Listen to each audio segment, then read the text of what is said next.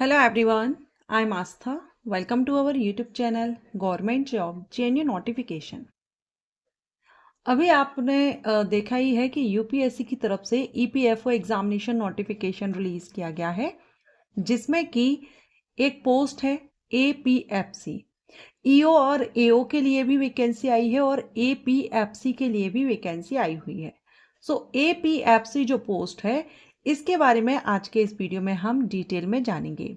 इसके पहले मैंने वीडियो अपलोड किया है ईओ और एओ पोस्ट के बारे में, तो उसको भी आप विजिट कर लीजिएगा, लिंक आपको आई बटन पर दे दूंगी। एपीएफसी पोस्ट के बारे में डिटेल में इंफॉर्मेशन देखेंगे, हम इसकी रिस्पॉन्सिबिलिटीज देखेंगे, एलिजिबिलिटी कंडीशन, सैलरी, सारे पॉइंट्स को हम इस वीडियो में कवर करने वाले हैं। अगर आप भी इंटरेस्टेड हैं, जानना चाहते हैं एपीएफसी पोस्ट के बारे में, जो कि ग्रेजुएट कैंडिडेट के लिए होती है, एनी ग्रेजुएट कैंडिडेट के लिए, तो चलिए स्टार्ट करते हैं। तो सबसे पहले हम यहाँ पर एपीएफसी की रिस्पॉन्सिबिलिटीज के बारे में देखेंगे, ड्यूटीज के बारे में देखेंगे, क्या ड्यूटी होती है, किस टाइप की जॉब होती है। लेकिन उसके भी पहले हम बात करेंगे इसके फुल फॉर्म की, क्योंकि जो कैंडिडेट फर्स्ट टाइम विजिट कर रहे हैं, पहली बार इस पोस्ट के बारे में सुन रहे हैं, इस पोस्ट का नाम, तो उनको पता होना चाहिए इसका फुल फॉर्म। तो चलिए पहले फुल फॉर्म देखते हैं। एपीएफसी का फुल फॉर्म होता है असिस्टेंट प्रोविडेंट फंड कमिश्नर। ये जो पोस्ट है, ये ईपीएफओ, जिसको कि सहायक भविष्य निधि आयुक्त या ऑर्गेनाइजेशन कहा जाता है, एम्प्लॉयज प्रोविडेंट फंड ऑर्गेनाइजेशन। सो एम्प्लॉयज प्रोविडेंट फंड ऑर्गेनाइजेशन के अंतर्गत ये एक पोस्ट होती है एपीएफओ की, जो कि ग्रुप ए की पोस्ट होती है।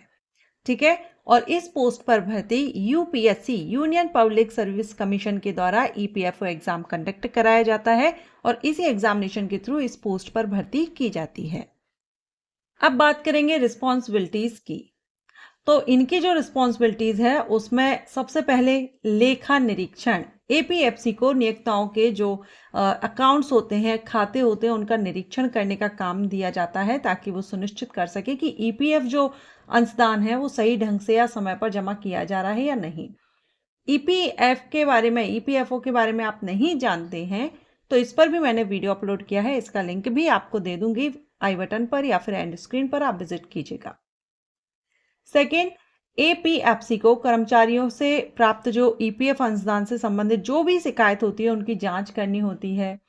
एंड यहाँ पर कानूनी कार्रवाई, जैसे अगर कोई नियम का उल्लंघन कर रहा है, तो वहाँ पर एपीएफसी कानूनी कार्रवाई के लिए भी रिस्पॉन्सिबल होते हैं।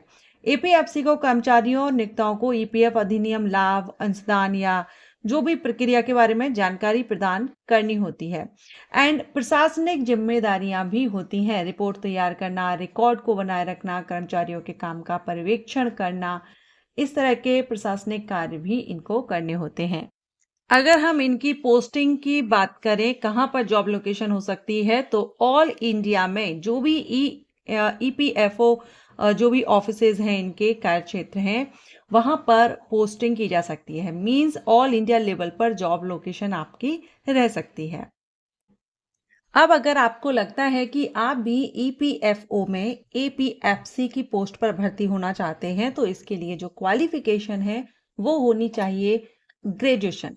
किसी भी सब्जेक्ट से आपका ग्रेजुएशन है, आप इस पोस्ट के लिए एलिजिबिलिटी रखेंगे और आवेदन कर सकेंगे। मेल, फीमेल, पीडब्ल्यूडी सभी कैंडिडेट एलिजिबल हैं। पीडब्ल्यूडी कैटेगरी में कुछ जो कैटेगरीज होती हैं, वो आप नोटिफिकेशन जब आता है आप उसमें चेक कीजिएगा। किसी भी स्टेट से आप बिलोंग करते हो, किसी भी इंस्टीट्यूट या किसी भी सब्जेक्ट से किया हो, कितना भी परसेंटेज हो, ग्रेजुएशन यहाँ पर मांगा जाता है, डिग्री मांगी जाती है। अगर आप हैं, आवेदन कर सकेंगे। बात करेंगे एज लिमिट की, तो यहाँ कैटेगरीज वाइज एज रहती है, जैसे कि अनरिजर्व्ड और ईडब्ल्यूएस के लिए 35 ईयर है, ओबीसी कैंडिडेट के लिए 38 ईयर है, एससी कैंडिडेट को 40 ईयर एंड एसटी को 35 ईयर, पीडब्ल्यूबीडी कैंडिडेट को 45 ईयर। ये आप अपनी कैटेगरी के अकॉर्डिंग अपर एज लिमिट यहाँ पर देख सकते हैं। इसके बाद अगर हम बात करें सैलरी की, तो लेवल 10 से, ग्रुप ए की पोस्ट है, सो लेवल 10 से आपको सैलरी मिलती है। इनिशियल अगर हम बेसिक पे देखें तो 56,100 से 1,77,000। ठीक। इन हैंड सैलरी लगभग अगर हम इनिशियल देखें तो एक्यूरेट तो नहीं कह सकते, लेकिन हम लगभग अंदाजा लगा सकते हैं। तो यहाँ पर आपकी 80,000 से लेकर 1 लाख या 20,000 पर मंथ तक आपकी सैलरी बनती है। सिलेक्शन प्रोसीजर में एग्जामिनेशन एंड इंटरव्यू होता है। तो एग्जाम स्कीम अगर हम देखें अभी हाल के नोटिफिकेशन के अकॉर्डिंग, तो इसमें 2 घंटे का आपका एग्जाम लिया जाता है एंड इक्वल मार्क्स रहते हैं, equal questions. And the test will be objective type रहता है, जिसमें एक क्वेश्चन के आपको 4 या 5 ऑप्शन रहते हैं। एग्जामिनेशन लैंग्वेज हिंदी और इंग्लिश दोनों ही रहती है। नेगेटिव मार्किंग रहती है, गलत आंसर देने पर 1/3 मार्क माइनस किया जाता है। बाकी अगर आप सिलेबस देखें तो अभी आप स्क्रीन पर देख रहे हैं, ये इसका सिलेबस है। ठीक। इसके बाद अगर आप इसको क्लियर करते हैं तो इंटरव्यू के लिए कॉल किया जाता है।